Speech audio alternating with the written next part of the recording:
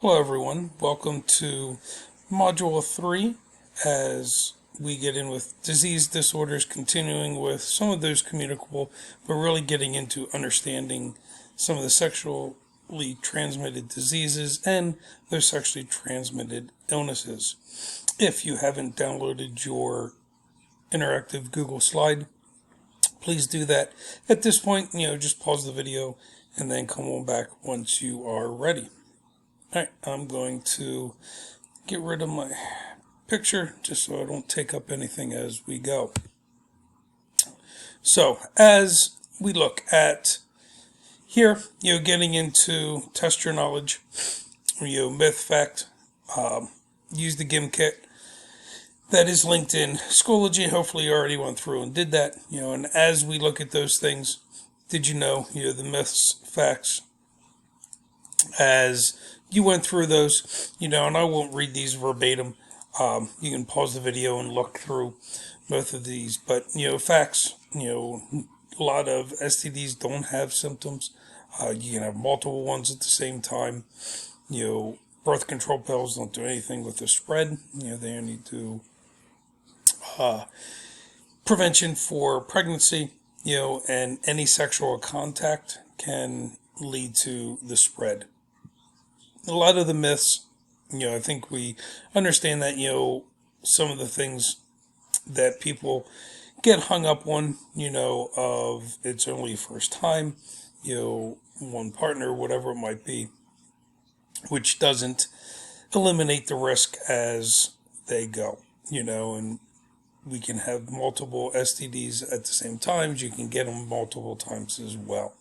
All right, so again, I think we understand majority of these as we go. So what are they? It's getting into group of diseases, infections that spread through sexual contact, sexually transmitted infections.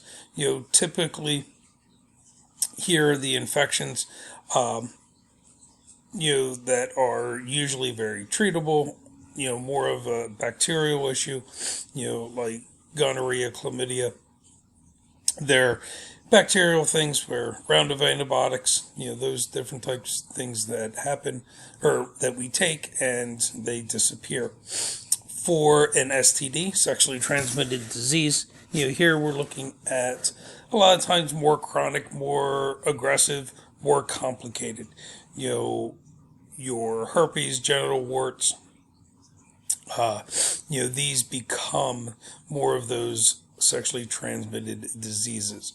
So again, depending on what you look at them or how you look at them, will determine words, and a lot of times they're interchangeable as they go. Statistically, here in the United States, 2.3 million or almost 2.3 million. As we look at total cases, and this is back in 2017, breaking down some of the different ones, chlamydia being a big one, as we go.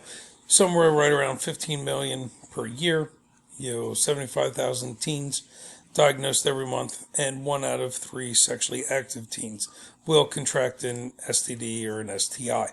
So as we get in and we think about some of these facts, and symptoms, as we look at it, a lot of times STDs, STIs are asymptomatic. They produce no symptoms. Females suffer more symptoms and have more complications than males. Okay, so some of these STDs, do not show symptoms for some people, and especially males, as they go, or they're very, very mild with those. Risk factors, as we look at STDs, STIs, 2 big ones: unprotected sexual activity, and then multiple partners. It gets into exposure idea. The more people you're sexually active with, the more exposure you have to diseases. And the risk also increases with the number of partners. Okay, so as we go through, if your partners have high risks, we get into those. So again, as we look at some of those things, these are the two big risks that we look at as we go. STDs, consider a silent epidemic, for multiple reasons. One, the embarrassment or fear. People don't talk about it. They're afraid, so they don't get checked. Some of that goes along with the lack of symptoms. They're asymptomatic or very mild. They come and go symptom wise, so they get into having these issues, as they disappear, keep them from going and getting checked. Some misinformation, the lack of understanding, lack of knowledge, believing some of those myths, that hopefully through your years of school, some of these have been already taken care of.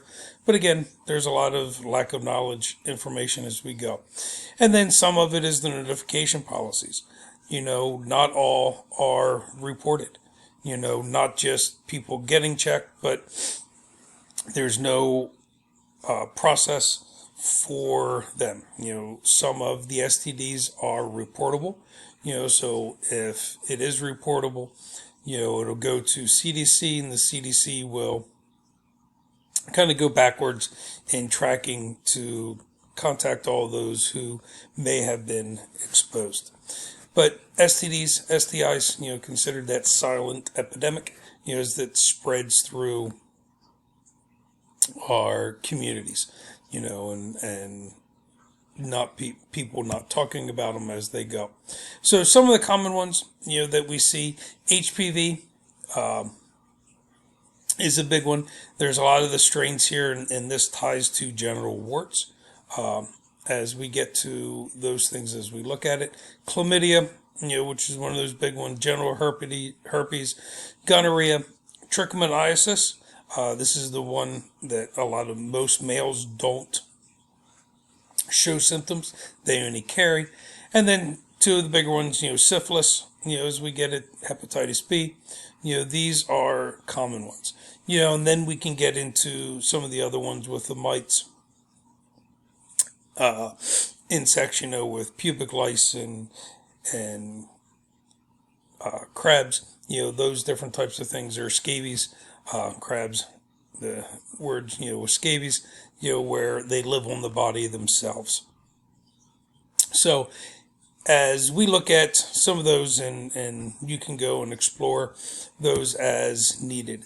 So with diagnosing and treatment, early detection decreases the long-term consequences.